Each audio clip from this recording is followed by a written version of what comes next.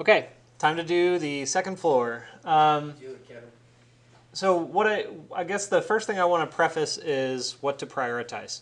So because of the fact that our ceiling is sloped, we need to match the exact slope of the roof. So we know that it's 3 inches per foot, or did we set it to 4? I forget. We changed it a few times. Yeah. Okay, so what I generally try to do is just get the thing in there, get it at the right slope, then worry about the profile. Does that make sense? Like if you draw the profile, let me explain it this way. Like if you look at it in section, let's get to this section right here. Okay, so if we draw that ceiling in profile, it's going to be relative to some floor, right? So let's say it's relative. We're looking at it in the second floor, and our roof or our ceiling rather comes in at 8 feet above level 2. Okay, so it's something like that. Okay, so we draw a ceiling, it's at that height. The problem we have is that this spot, and I'm just going to put a little period here with a little arrow. All right, so this spot right there, that spot, we don't know what that is, right? So we can't really stop it right there. Additionally, if we're trying to get it to be sloped, right? We need to slope it about that.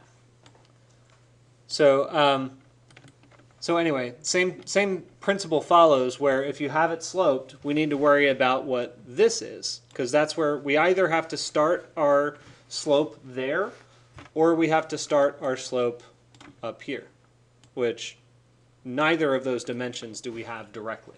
Does that make sense? Yeah. So that's why I like to use the section method when I'm doing stuff like this, because it's much easier to just get it in there, put a surface that has the right slope, move it to the right height, and then just change the profile.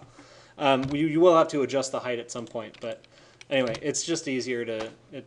Well, actually, you don't need to change the height first. First, just get it to be the right slope, then change the profile, then set the height. It's the easiest. So, all right, first floor, second floor. Where's my second floor? Not that. I have a lot of views open, guys.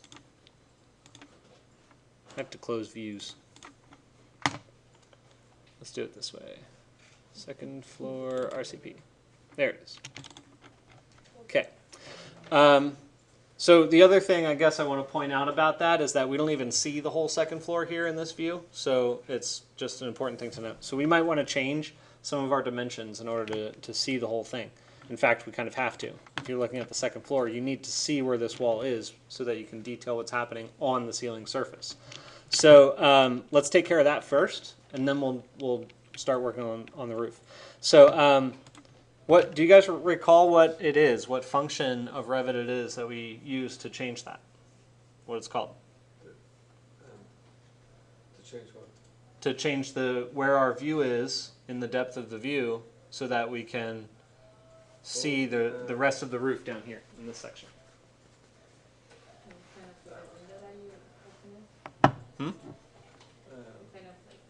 Just take a look at your view properties.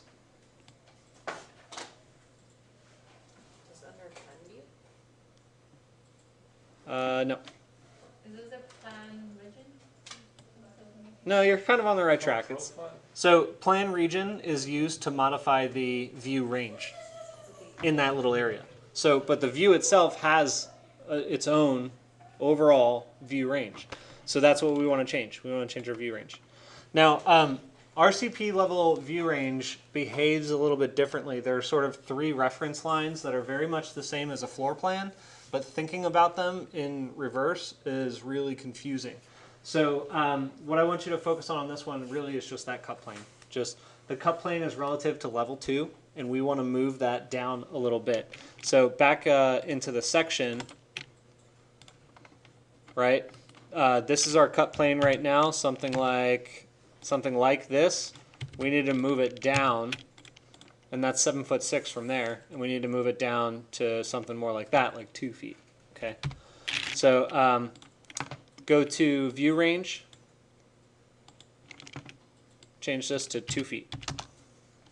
Okay, so you should see if your roof is modeled at the same slope as my roof, meaning it's probably not modeled correctly, but it's close, then you should see the whole extent of the wall. Otherwise, we'll have to work together to figure out what's going on with your roof. Okay, now back to the ceiling. Architecture, ceiling, let's do a sketch ceiling. And the way I'm going to do this is I'm just going to do a rectangle for now, and I'm going to go from inside edge of wall to the top of the wall there. Okay, I'll worry about where else it goes in the space later, but that's where I'm starting for now. So what you see is the ceiling plane just kind of shoots out the side. I need to define a slope for it, and that slope should match my roof plan, which, and I'm just going to verify by jumping into it real quick, is 3 inches per foot. So grab this, edit boundary. I can change either the top or bottom, doesn't really matter because I'm going to modify the height of it in section. So I'm going to select this one here, I'm going to say define slope, and then change it to 3 inches per foot. Then hit check. Okay, what you'll see is the positive 3 inches per foot shoots it up relative to that line, and we can just take this thing and use the move command and yank it back down. Make sure you yank it straight down, right, using that ortho tracker, and place it on the ceiling there. Okay, so what you're going to get is a ceiling that looks like that, and it's sloped. That's pretty much it. After that, you can start modifying things, especially because what's going to happen is the reason I chose this southern line is because referential to that, any surface that I build off of that that's going through the space up to the point of the ridge, right, this ridge line, anywhere I go, it's going to still be in the same plane unless I move relative vertically. Okay, the downside, let me show you something real quick, okay? So if I edit this boundary and I do, and that's my ridge line right there, so I'm going to do something like that, and I'm going to trim these corners, right? So I added this little section. I want you guys to watch this actually. Can you all pause and watch it? So I added that section, and you see the roof plane still is in the same spot, okay? Because this is where I set my reference slope. Okay, so what happens is if I go back to before that,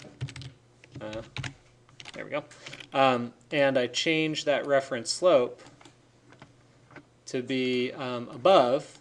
Okay, so let's set this one to a, I'm not sure, it might need to be a -3. I forget. Yeah, okay. So, all right, so I go to the top side and I set my slope there, okay, and I move it into place. And it looks exactly the same as when it was on the other side. The challenge here is when I say edit boundary, if I try to move it back here, right, it'll still work. Let me grab this and grab that. Okay, it'll still work for a little bit, right? It stays in the same spot. But if I were to think about this in such a way that, like, let's say I was thinking before when it was just this rectangle, right? I used the highest point and I said that it's 312, -312, right? But if I make a mistake and I say, oh, the highest point has to be -312, so I turn that off, I go here, define slope, then I go here and I say -312, it jumps down because it's relative to a new location. Okay, so just be very careful when you set that first slope, that whatever additions you're making, that is the first and only slope in this kind of roof. Make sense? Yes, Kevin. All right. Yes, Kevin.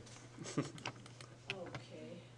All right, so anyway, I'm actually going to leave that in that space, but I want you guys to just be aware that the easy way to do the other side of the ridge is to just mirror it. So you can take that same element and do a DM for mirror, and that's going to wind up being in the same spot. So I'm just going to move these up actually. There.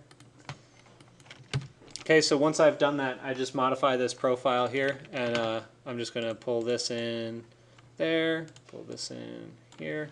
Actually, let me see that floor plan. Oh, it goes all the way back to there. Okay, I'm just going to carry that all the way up then.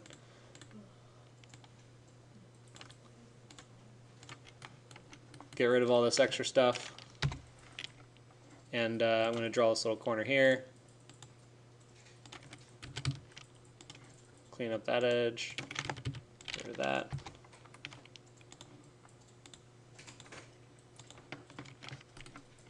Cool. Okay, you can't really see it in this section, but if I copy this building section over and I go to that one, you'll see that, those ceiling elements are right here, which is nice and clean. Did that make sense? Okay, it might not make perfect sense now, but as long as you sort of kind of understood it conceptually, when you go to do it and you kind of like experience it once, you'll totally get it. I guarantee it.